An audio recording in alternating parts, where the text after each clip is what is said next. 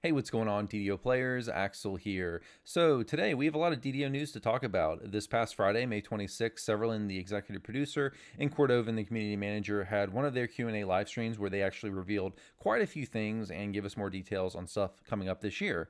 So just like all these videos, when I go over this, guys, I'm not going to hit every single little question they answered. I'm just going to go over things where they had something significant to say. I'm not going to go over anything where their comments were just too generalized or there just wasn't much of consequence to discuss. But I will link the video below. Below this video, there will be a link to that video for the full context for the full interview, which is about an hour if you want to check it out.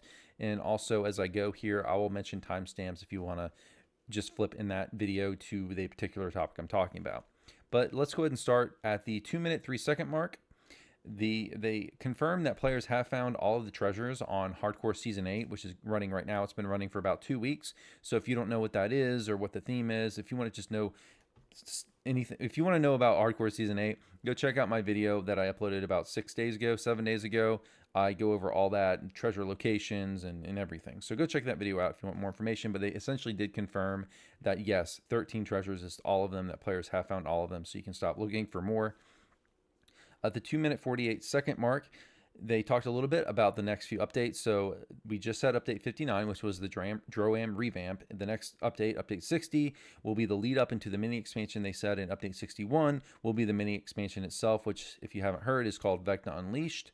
Update 60 has previews coming up, so that stuff should be hitting Lamania soon, and some of the expansion pre-order goodies are going to be in update 60 as well, they did mention. So they've done this for many expansions. So the things that are included in the bundles often hit the game before the actual expansion content does. So I would expect in update 60 there were to be the hirelings, the mounts, things like that, or any other bonuses they have in the bundles. You'll probably get that, everything except for the content and maybe a few other things. But those have already been previewed. So the Panther and the Were-Rat hirelings have been previewed already. So expect those to be coming into the game pretty soon. The next thing, probably the biggest topic, was the 3-minute 50-second mark. They talked about the new Epic Destiny, which they did reveal. To my knowledge, has not been revealed until this interview. But the new Epic Destiny is going to be called Macro Technic. And they actually didn't say much else than that. They didn't give any details like what's in the tree, what's the, what particular ability does it have? Does it work with rune arms, anything like that? They also didn't even technically say what class it was, but from the name, it's pretty obvious that it's going to be an Artificer themed Epic Destiny. So expect that to come up pretty soon. At the 5-minute 15-second mark, they talked a little bit about the VIP program. So again, I did another video I did, several months ago, going over the VIP improvements. So they revealed a few months ago their ideas for the new VIP program, the new benefits for VIP, and they've said here in this interview that those plans are on hold. They're still going to do it, but they said that they are delayed, and they specifically said this is because one of the DDO developers, for those y'all haven't heard the sad news, but one of the DDO developers, Humble Fryer, passed away recently, and Severlin mentioned that was one of the reasons. I guess Humble was working in that area, but he said that was one of the reasons why they'll be delayed. So yeah, so it's unfortunate the VIP stuff is delayed. A lot of players felt like it has not been up to par. It's not offering enough value. So they, if you don't know, in 2022, as kind of a stopgap measure, because this has been a known issue for a long time, that a common complaint for a long time, but in 2022, to basically serve as a stopgap measure, they basically gave free daily gold rolls for VIPs the entire year of 2022, which ended after 2022. There was a bit of a kerfuffle at the end of the year, and there's videos where I discuss that. Again, plugging my own videos. But essentially, this has been something that's kind of been kicked down. The can has been kicked down the road several times on this, and it's being kicked down the road again. Understandable why, but it sucks. It just sucks. I don't know. Who knows when? They didn't say a specific date when the VIP improvements are going to hit, but they did say that they still are.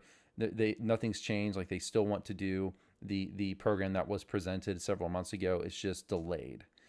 Okay, at the 9-minute 32-second mark, they were asked, are there plans to upgrade DDO's hardware or server tech? Severlin said they have slowly, but in particular when it comes to lag, and I think the question here was kind of pointing at the idea that, hey, if you all improve your hardware, then maybe lag will go away. But Severlin responded to that idea by saying that 95% of the time when there's like a big lag spike or something in DDO, that it's code related, it's not a hardware limitation. So Several is saying yes, they have upgraded hardware slowly a bit over time, but he's saying that like a massive hardware upgrade wouldn't necessarily help the lag. Not an exact quote, but that's essentially what he was saying there.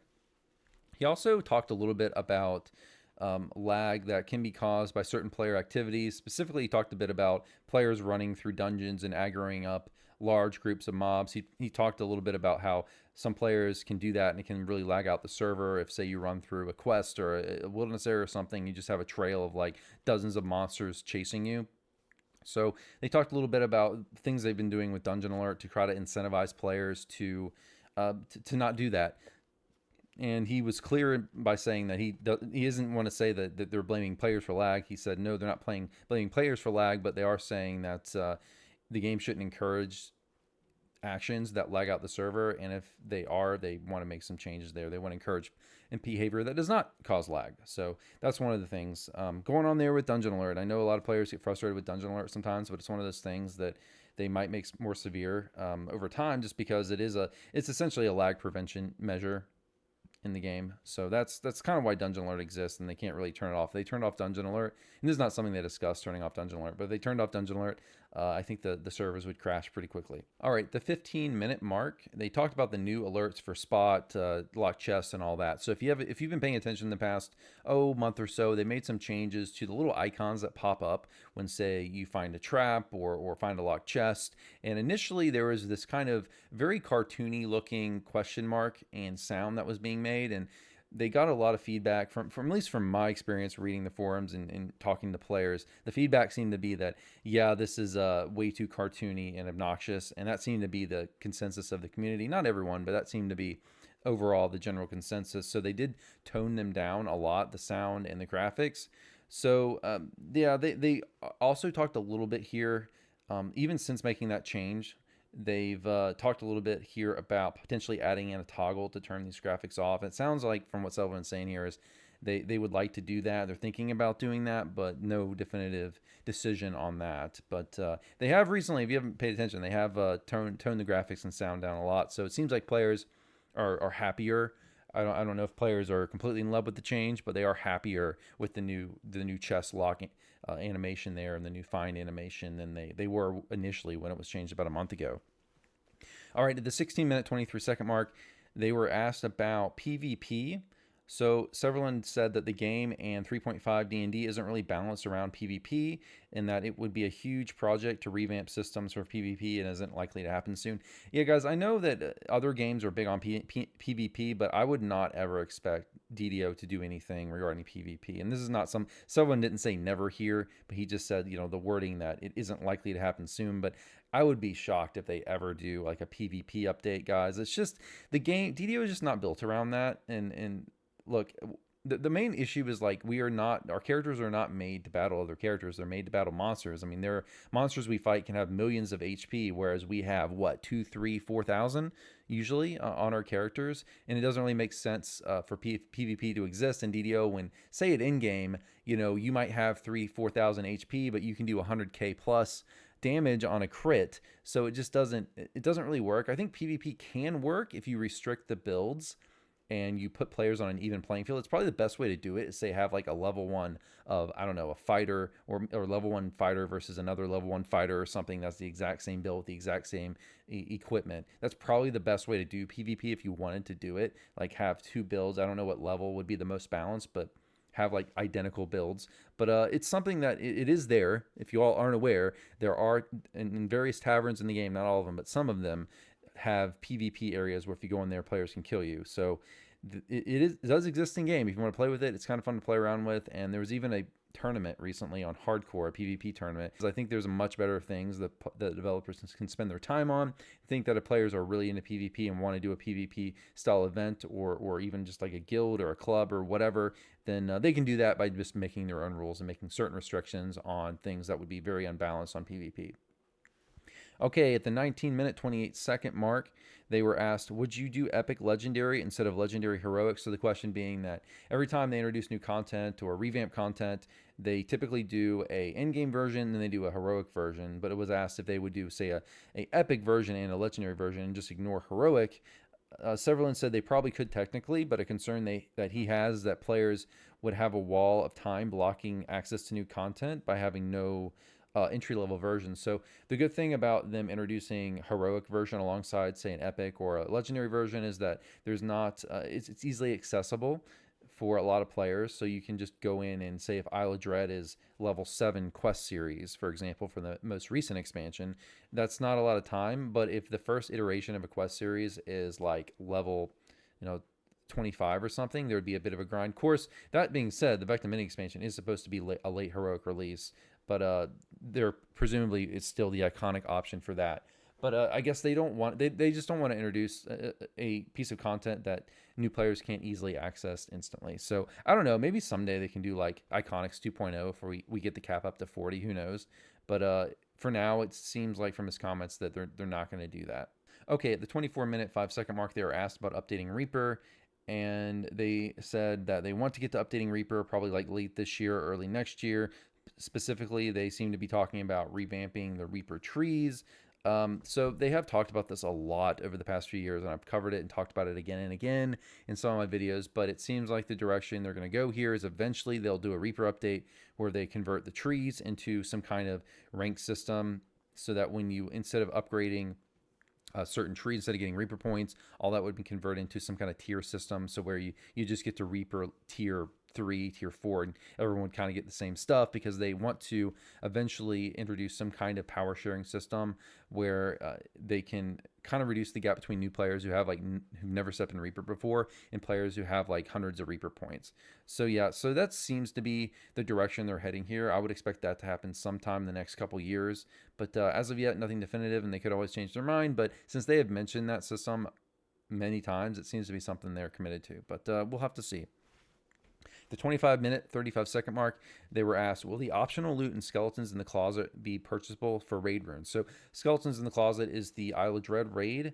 And for those of y'all who don't know, there's an optional on that raid where you have to input a bunch of lines of text that are hidden throughout the Isle of Dread expansion, and it took players months actually to figure that one out. However, you cannot actually buy any of that optional loot. A lot of it's really good. Like there's a dino summon, there's a lot of great augments for dino bone weapons that only drop in the optional chests. So a lot of players really want access to that loot, but they're not able to get it. They're basically mercy to RNG, and that's it. Severin said that at some point maybe, but as of right now they don't have any plans to do that. And personally, I think that it's an interesting question because me as a player, yes, I want a lot of that loot, and I've run that raid basically every week since it's come out, and I've gotten I've only pulled maybe 2 pieces of loot from the optional chest. None of the stuff I wanted have I pulled in all that time. So it's difficult to get that loot, so I understand the frustration. But me as a player, yeah, I want that loot.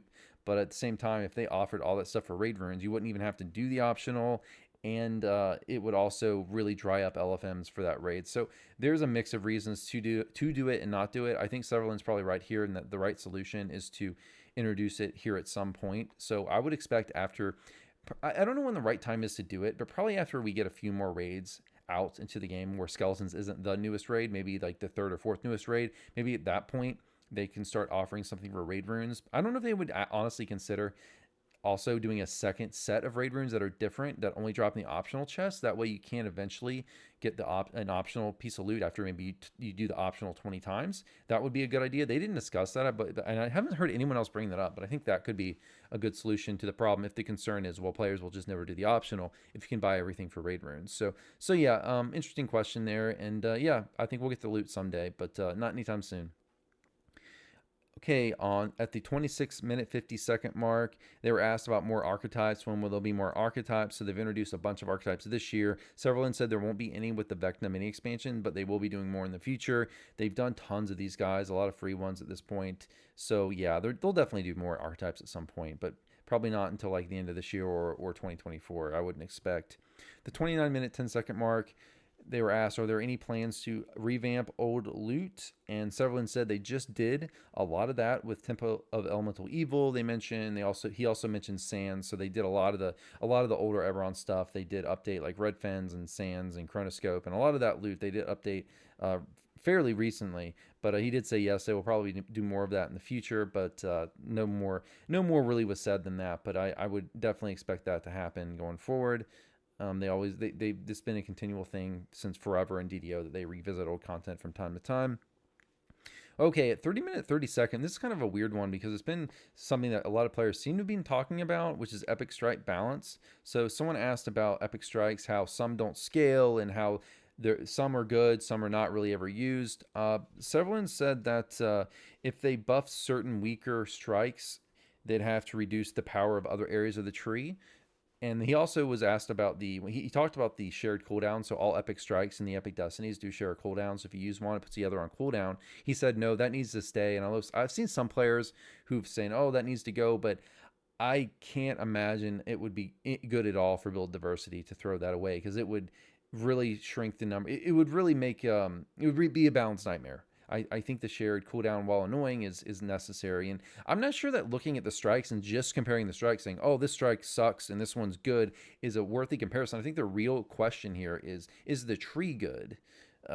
I don't necessarily think that some strikes being weaker than others is a bad thing. I don't think that every strike should be as equal in power as another one. Another thing to consider is the cooldown. So one strike may be maybe stronger than another, but maybe has a longer cooldown as well. So that's something else to consider. But I don't know. I personally don't have too strong of an opinion on this.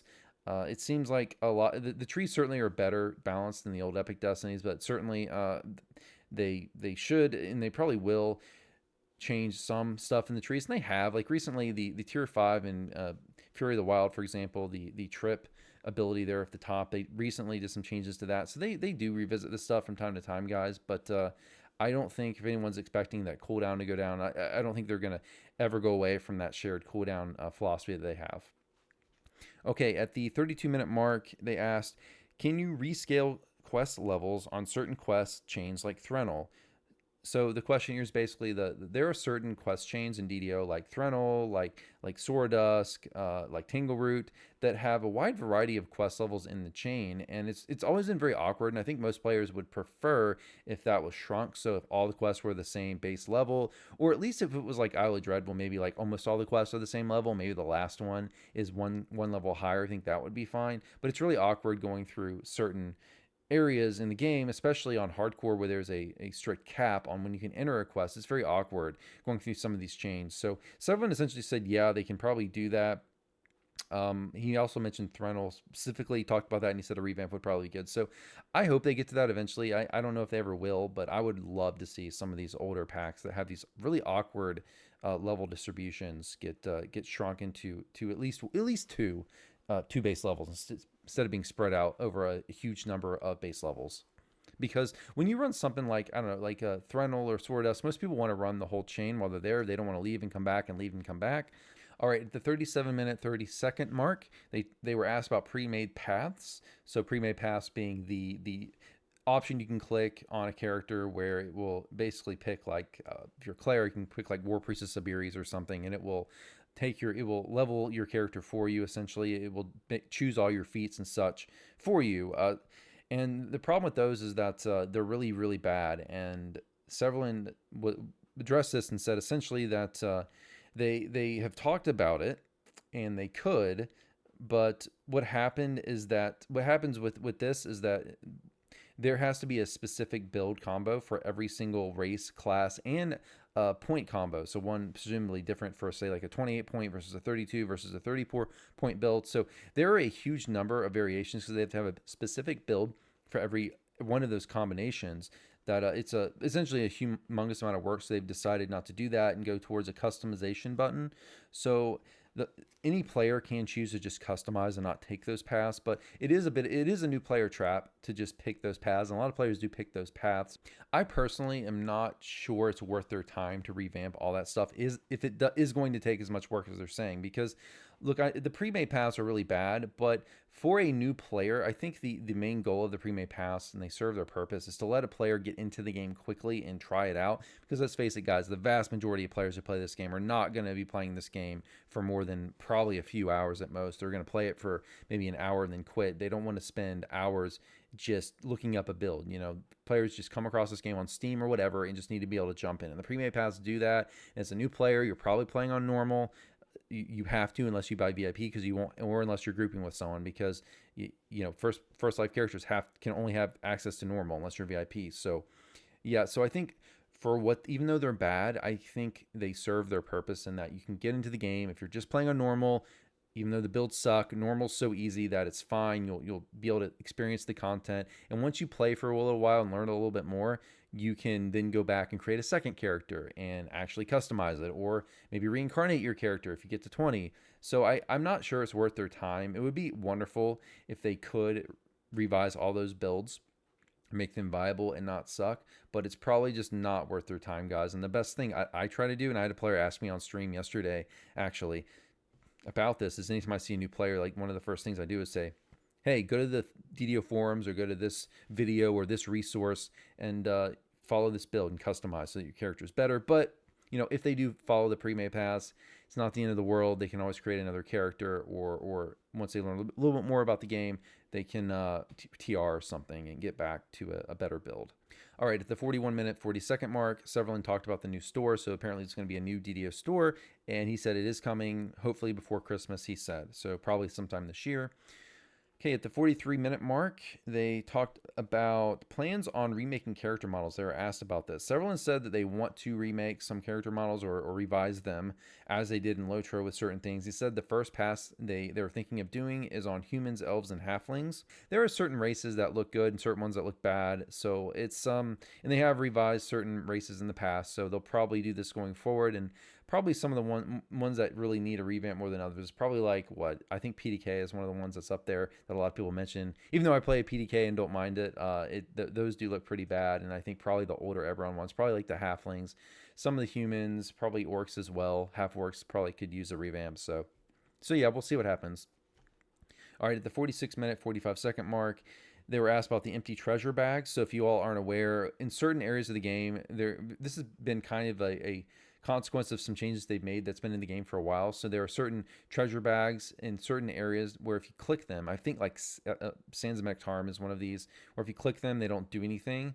They're just empty. And they said that they looked into fixing this, and it turned out to be more of a difficult fix than they thought.